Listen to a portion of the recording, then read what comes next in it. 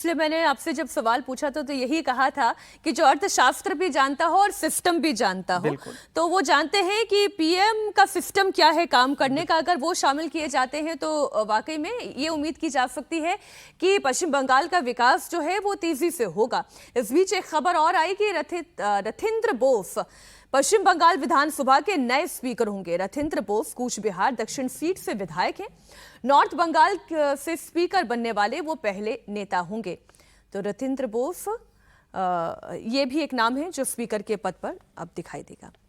देखिए, निश्चित रूप से वैसे तो बीजेपी के पास इतनी थंपिंग मेजोरिटी है कि बहुत ज़्यादा फर्क नहीं पड़ता, लेकिन आरएसएस की बैकग्राउंड से जुड़े हैं, पढ़े लिखे व्यक्ति हैं और नॉर्थ बंगाल से ऐसा बता रहे हैं कि पहले व्यक्ति होंगे स्पीकर बनने वाले, तो नॉर्थ बंगाल को भी एक संदेश बीजेपी राजनीतिक तौर पे देना चाहेगी।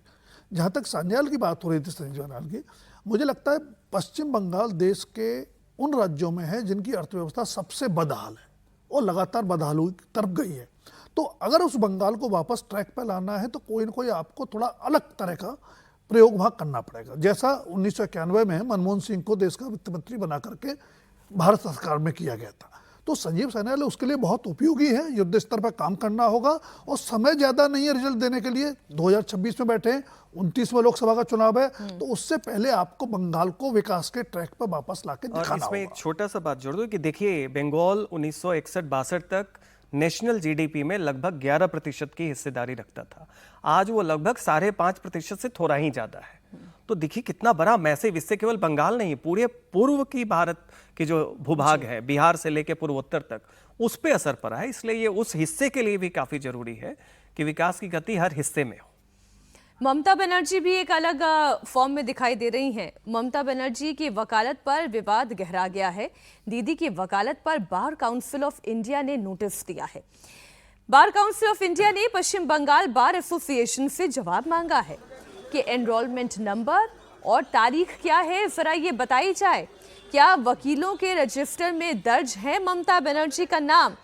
तो ममता बनर्जी जिस ऑप्टिक्स में लगातार स्कोर पर स्कोर करती चली जा रही थी और वो काला कोट पहन के राजकुमार जी कोर्ट में दिखाई दे रही थी, उस पर अब बार काउंसिल ऑफ इंडिया ये पूछ रहा है कि जरा दिखाइए तो रजिस्टर में क्या नाम दर्ज है, एनरोलमेंट नंबर क्या है। मुझे लगता है सवाल तो जायज़ है। बार काउंसिल ऑफ इंडिया के अपने रूल्स रेगुलेशंस हैं, उनको फॉलो करना होता है। लेकिन एक दिलचस्प बात यह है, सवाल ये है कि जब ममता बनर्जी सुप्रीम कोर्ट में पेश हुई थी एसआईआर के मुद्दे पर काला कोट पहन के, तब बार काउंसिल ऑफ इंडिया ने इस तरह के सवाल क्यों नहीं पूछे? सवाल तो तब भी पूछे जाना चाहिए। हो सकता है पहली बार ही था, अब जब ये बार बार हो रहा है तो फिर सवाल भी पूछे जा रहे हैं। बिल्कुल पूछे जाने चाहिए। देखिए सिस्टम क्या है सर, ये बता दीजिए। बार काउंसिल ऑफ इंडिया का तो वो है, अगर आप रजिस्टर्ड हैं वहाँ पे वकील के तौर पे, आपने वकालत करने का पंजीकरण करा रखा है, तो आप कर सकते हैं। दूसरी बात, बीच में जैसे ममता बनर्जी मुख्यमंत्री रही 3 कार्यकाल, तो अगर आप किसी संवैधानिक पद पे रहते हैं, किसी ऐसे पद पे रहते हैं जब वकालत नहीं कर रहे हैं, तो आपको सूचित करना होता है। क्या उन्होंने सूचित किया था? और क्या दोबारा वकालत ज्वाइन करने के लिए उन्होंने कोई सूचना दी है? तो बार काउंसिल ऑफ इंडिया के जो रूल्स रेगुलेशंस हैं, डूज एंड डोंट्स हैं, वो वादी अपना पक्ष तो रख ही सकता है या नहीं रख सकता है? उसमें रख सकता है, लेकिन वकील के तौर पे अगर आपके पास लाइसेंस है और आप कोई एक अथॉरिटी है जैसे मुख्यमंत्री, आपको अपना लाइसेंस जमा करना होता है और फिर जब आप दोबारा से शुरू करना चाहें तो आपको एक एप्लीकेशन देना होता है। ये प्रक्रिया यहाँ पे मिसिंग है।